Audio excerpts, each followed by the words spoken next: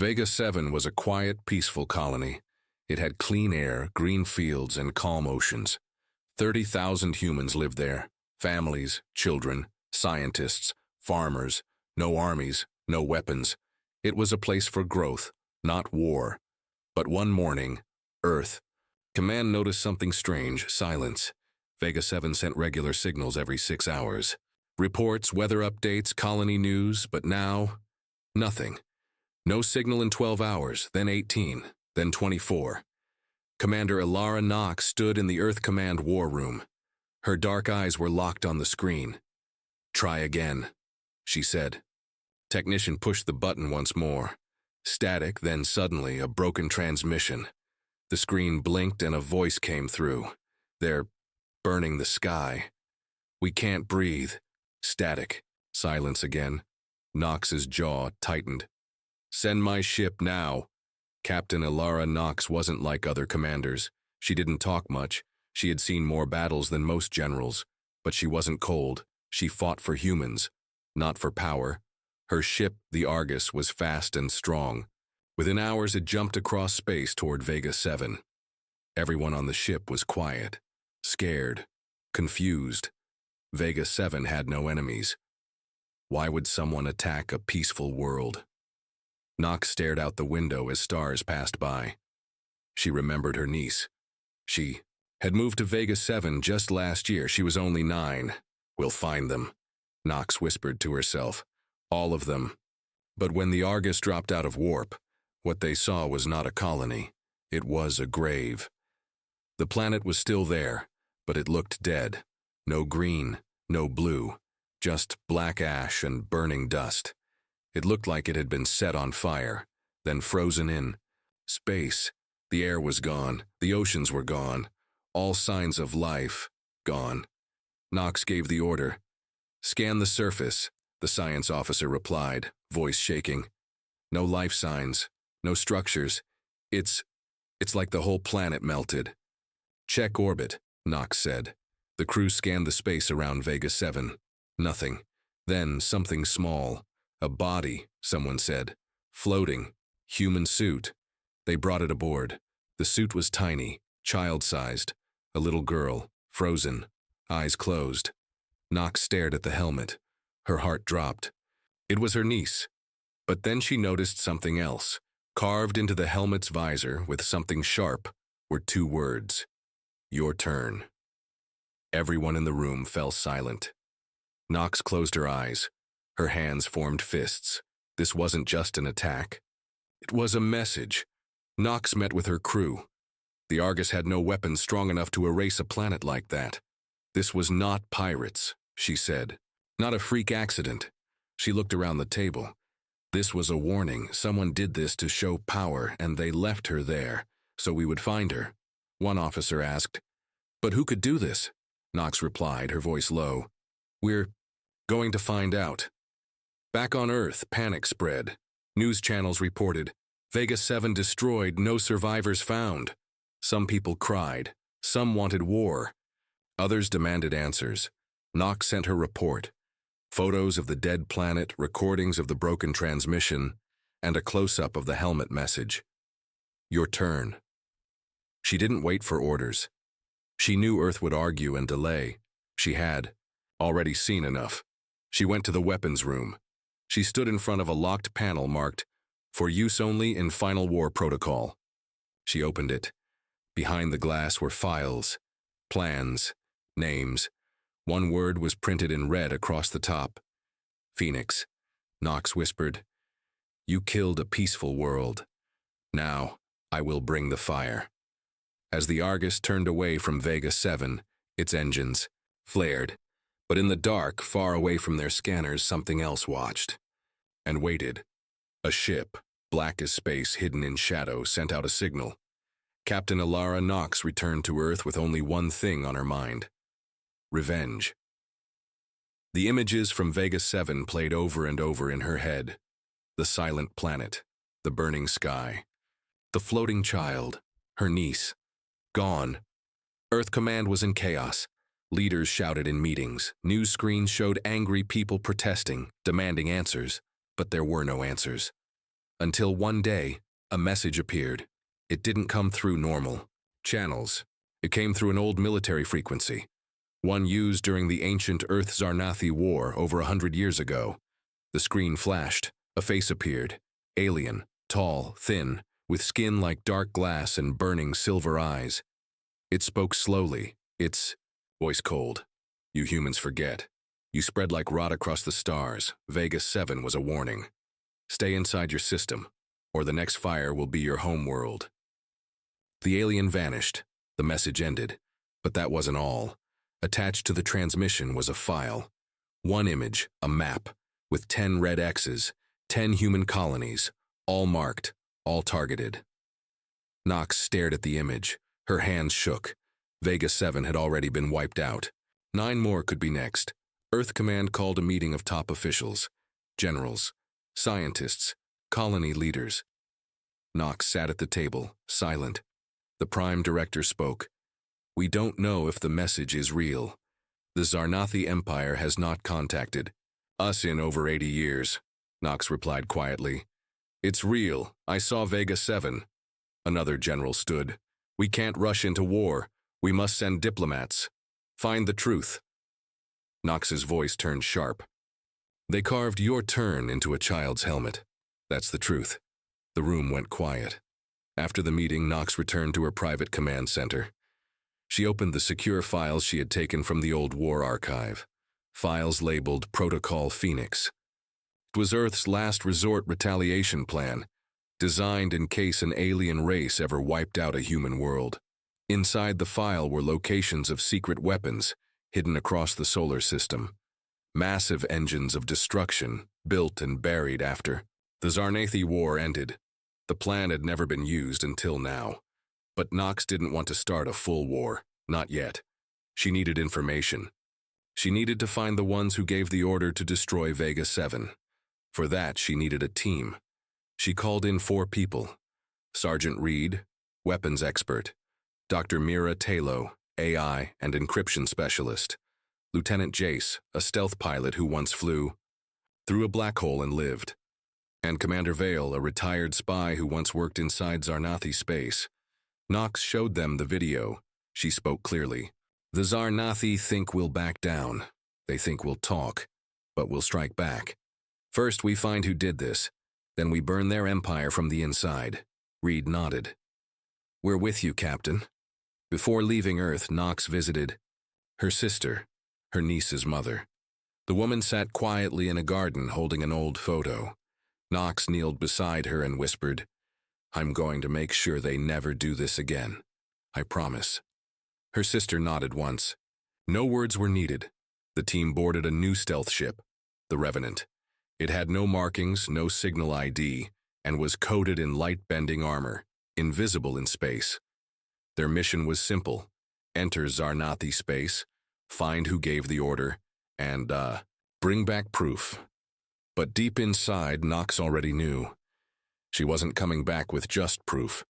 She was going to bring back a reason to light their stars on fire. As the Revenant left Earth orbit, Nox stood at the window. In her hand, she held the helmet from Vega 7. The words were still there, your turn. She stared at them and whispered, now it's yours. The Revenant moved like a ghost across the stars. Captain Alara Nox sat in her command chair, eyes fixed on the dark screen. The ship had no lights outside, no signal, and no trail. In space, it was invisible. The team's mission was clear. Infiltrate Zarnathi space, find the people responsible for destroying Vega 7, and gather proof for Earth's retaliation. But deep down, Nox had a second goal, one she hadn't told the others yet. She had activated Protocol Phoenix. Protocol Phoenix was created during the last war with the Zarnathi. It was a final response. If a human colony was ever wiped out, Earth would return total destruction. It wasn't just a warning, it was a promise. Inside the Revenant's vault were weapons that had never been used. Star crackers, atmosphere killers, and neutron shells. Silent, invisible, lethal to entire worlds. Nox planned to use them if needed. They crossed the edge of Zarnathi territory using secret jump points, coordinates left behind by old spies from the war. No one saw them come. Commander. Vale, the old spy, guided them to a listening post, an old Zarnathi space station floating near a dead moon. It wasn't on any maps, it looked abandoned. Knox gave the order. Board it. Inside the station, everything was dark and cold. The air was stale. Lights flickered. They moved carefully, weapons drawn. Dr. Mira Talo connected to the stations, systems using a data spike. "I found something," she said. "Encrypted messages. One is dated 3 days before Vega 7 was destroyed." Knox leaned over her shoulder. The message read, "Target confirmed. Burn protocol approved. Begin with Vega 7. 10 more will follow. End the infection." Knox's face darkened. "Who sent it?" Mira typed quickly. "It was signed by someone named Overseer Threx, Military High Command." Reed swore. "So, it wasn't a rogue attack, it was official." Knox nodded. "Good, then they can officially burn with him." But then Mira gasped. "There's more," she said. A second message. It was a list. 10 human colonies, each with a countdown next to it. The next target, Calliope Station. 400,000 humans, families, schools, hospitals. Time left 6 days. Knox stood up. "We're not going back to Earth, we're going to stop this." Back aboard the Revenant, tension rose. Knox called a private meeting with Mira. "There's something I need you to do," she said. "Secretly." "What is it?" Knox handed her a black data chip. "This chip contains coordinates to the Phoenix Arcs, Earth's doomsday weapons. If we fail, send this.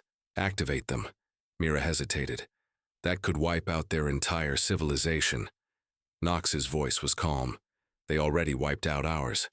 But someone else had been watching. Lieutenant Jace, the stealth pilot, listened. From behind the door. His face was pale, hands shaking. Later, alone in his quarters, he pulled out a small communicator hidden in his boot. He pressed one button. A red light blinked once, then turned green. Message sent. Far away, deep in Zarnathi space, Overseer Threx stood in a dark room filled with glowing screens. His eyes narrowed as the alert came through. "The humans have entered Sector 19. Activate the trap." He smiled. They took the bait. Back on the Revenant, the crew didn't know they were already walking into danger. Knox sat in her room, staring at the child's helmet from Vega 7. Her fingers traced the words, "Your turn," she whispered to herself. Captain Alara Knox stood in the command center of the Revenant, staring at the map of Zarnathi space. One red dot blinked slowly. Calliope Station, the next human colony on the enemy's kill list. Time left. 5 days. Knox clenched her fists. "We have to strike first," she said. "We can't let another Vega 7 happen." Her team agreed, but none of them knew. Someone among them was lying. Lieutenant Jace, the pilot, sat alone in the cockpit. His hands trembled. He kept looking, over his shoulder, checking if anyone was watching. He wasn't just a pilot anymore. He was a spy. The Zarnathi had captured his younger sister years ago. They told him she was still alive, but only if he followed orders. He had to send them information. He had to delay Knox. Now the guilt was burning inside him. He had betrayed Knox, he had sent their location. He hadn't told anyone. And now they were heading into a trap. In the ship's war room, Mira and Vale were studying the stolen enemy files. "This Overseer Threx runs everything," Vale said. "Military strikes, extermination plans, even bioweapons." Mira frowned. "He's not just a general, he's a fanatic. He believes humans are a disease." Knox stepped forward. "Then we'll be the cure to his madness." She turned to the crew. "Tomorrow, we hit a hidden Zarnathi base. It's located near the asteroid belt of Saran 6. We go silent, fast, and deadly. Get what we need and get out." Everyone nodded, except Jace. He knew what was waiting for them. That night, Jace couldn't sleep. The ship was quiet, cold, heavy. Walked to the observation deck looking at the stars. He thought about his sister, about her laugh, her small hands, how she called him JJ. He wanted to believe she was alive, but deep down, he wasn't sure anymore. He pulled out. The communicator, it blinked green. Active. He stared at it. Then he did something he never planned. He smashed it on the floor. The next day, the Revenant approached Saron 6. Knox gave orders. Full stealth, armed charges, be ready for anything. As they moved closer to the asteroid field, Mira's systems picked up something strange.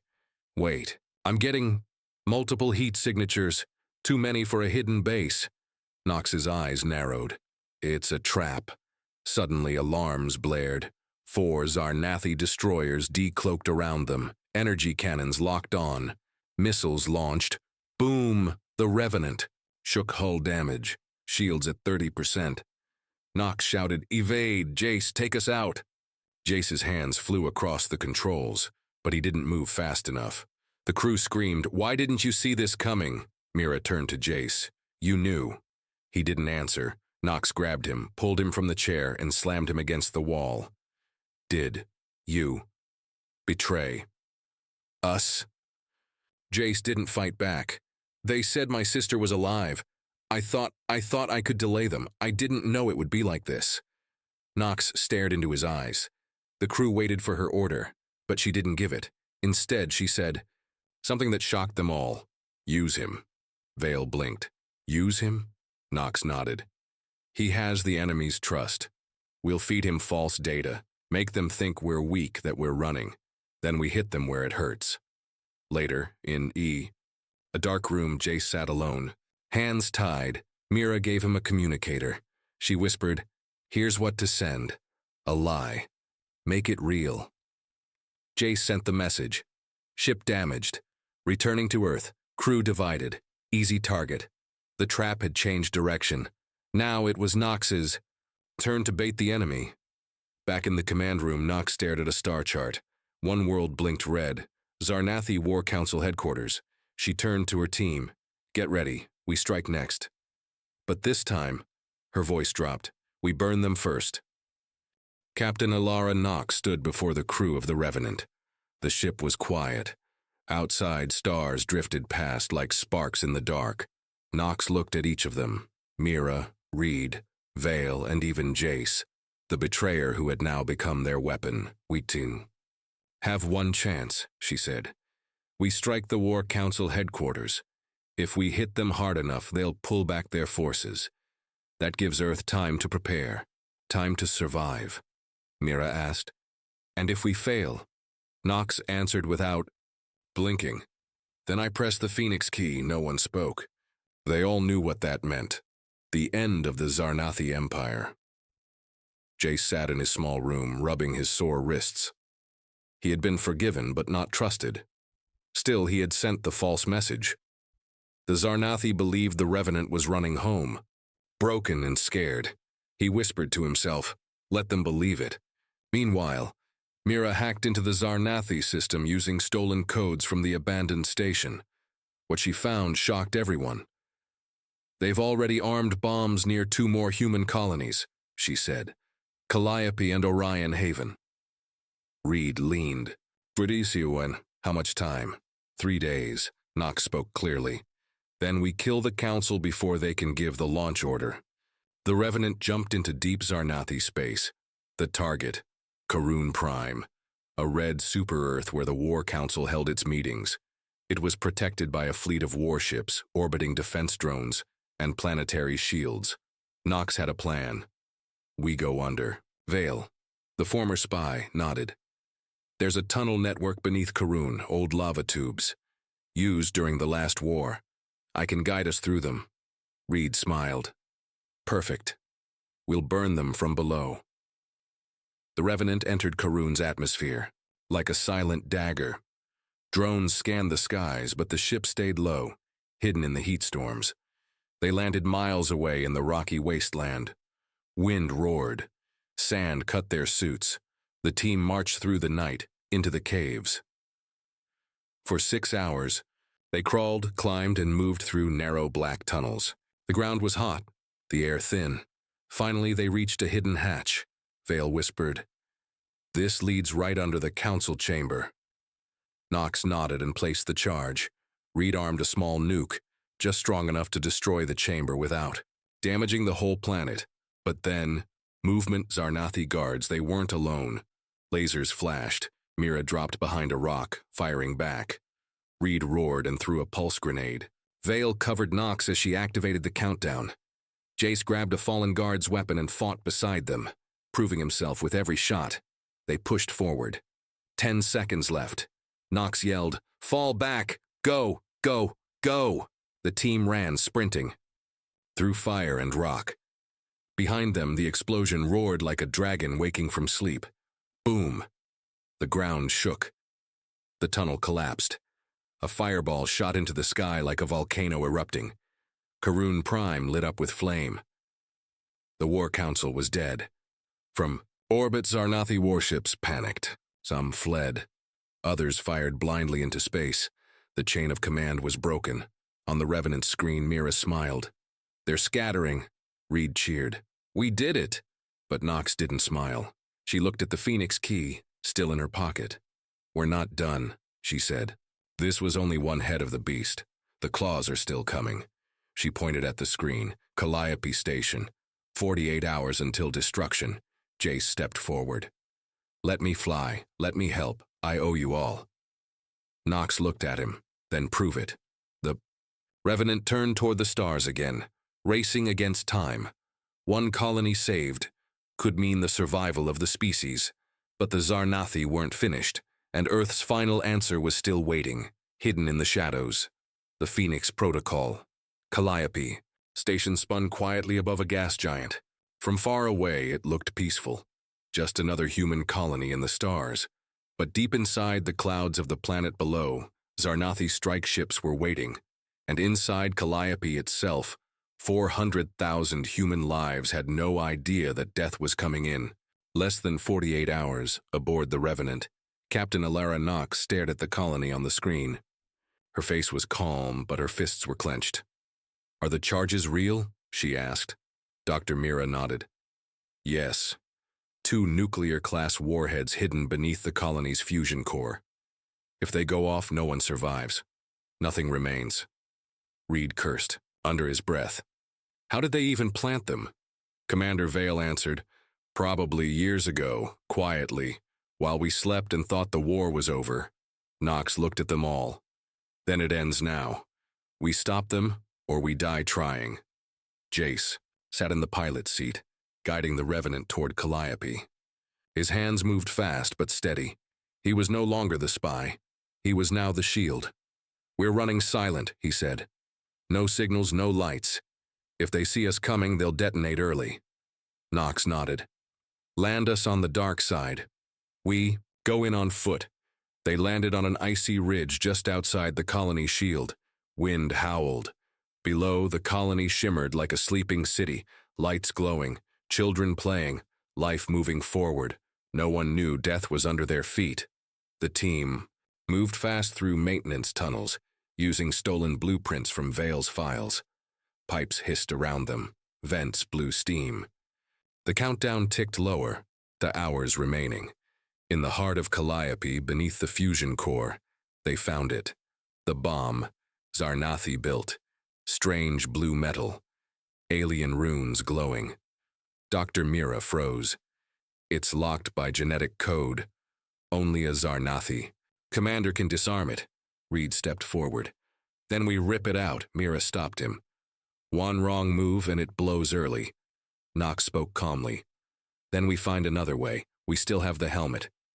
They had kept the helmet of the floating. Child from Vega 7.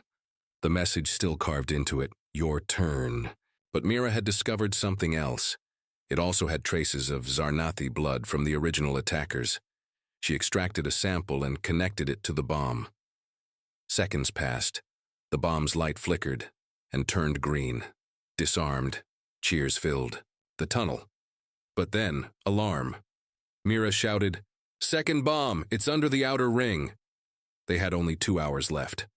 Jace led the run across the colony, dodging civilians, avoiding security scans. They reached the outer ring's generator. There, it was, the second bomb, but this one was active. No lock, just a glowing timer. Ya 147. Yo 146. Reed prepared to cut the power. Knox placed her hand on his shoulder. No, she said. I'll do it. Time slowed. Sweat ran down her face. She removed the casing. Wires hummed. One wrong cut, and the entire station would disappear. Her hands moved carefully, like she was diffusing the memory of Vega 7 itself. The numbers dropped. 42. 041, 040. One wire cut, beeped, the bomb powered down. The team exhaled. The colony was safe. Calliope would not fall. As they returned to the Revenant, Mira checked the main system logs. Zarnathi ships are pulling back, she said. Maybe they think we're dead, or maybe they're planning something worse. Knox stared at the stars. Then we go to their heart, she said. The throne world. Vale frowned. That planet is sacred to them, untouchable. Knox's eyes were cold. So was Vega 7. She opened a secure file. One name appeared, Project Starfire, Phoenix key authorized. She looked at her crew. One mission left. No more warnings. We burn the center of their empire. The Revenant sailed into the dark space beyond Zarnathi patrol zones. Ahead lay Thalkar, the Zarnathi throne world, a glowing giant with black clouds and silver rings. Every law, every order, every attack had come from here. The beating heart of the Empire. And now, Earth's fury was coming for it. Captain Ilara Knox stood alone in her private chamber. On the table in front of her was a black case. Inside was the Phoenix key. This wasn't a weapon for war. It was for revenge. If turned, it would launch 3 AI-controlled doomsday arcs hidden deep in Earth's solar system. Each arc carried enough. Fire to burn cities, melt oceans, and turn the crust of a world into glass. Once activated, there was no going back. In the war room, the crew gathered. Reed looked nervous. Do we really do this? Wipe out their entire planet? They killed Vega 7, Mira whispered. They were ready to do the same to Calliope, Orion, and 10 more colonies. Vale added, they won't stop until we're extinct. Jace finally spoke. Then let's make sure they never get that chance. All eyes turned to Knox. She said only one word. Go. The Revenant dropped out of stealth above Thalkar. Within seconds, alarms blared across the Zarnathi capital. Dozens of defense platforms activated. Hundreds of fighters launched. But the Revenant didn't fire a single shot. Instead, Knox uploaded a data package. A message. It appeared on every screen across the Zarnathi network. A video. Footage of Vega 7 taunt ash. Civilians melting under blue fire, and then the child's helmet floating in space carved with the words, your turn. Then Knox's voice filled their system. We begged for peace. You answered with fire, now your fire comes home. She pressed the Phoenix key. Far across the galaxy, hidden Earth facilities responded. 3 long black missiles, the size of skyscrapers, launched into slipspace. Each one vanished, and reappeared above Thalkar in less than 5 minutes. Too fast to stop, too advanced to track. Each aimed at a different target. The ruling palace, the war factory, and the soul chamber, where their oldest leaders were kept alive for centuries. Boom, the throne city became a firestorm. Boom, the war machines melted. Boom, the soul chamber fell silent forever. Thalkar screamed, and then it went dark. No signals. No fleets, no orders. The Empire died in under 8 minutes. The Revenant floated silently above the smoking planet. No one spoke. Even Reed, who always joked, said nothing. Jace closed his eyes. Mira whispered, Is it over? Knox answered, No. She opened a channel to Earth. The Zarnathi Empire has fallen, but others will come. The galaxy must learn. Humanity is not prey. We are fire. We are the last answer. As the Revenant turned toward home, passing the ruins of a broken empire, one message played again and again across 100 alien systems. A warning, a legend, a truth.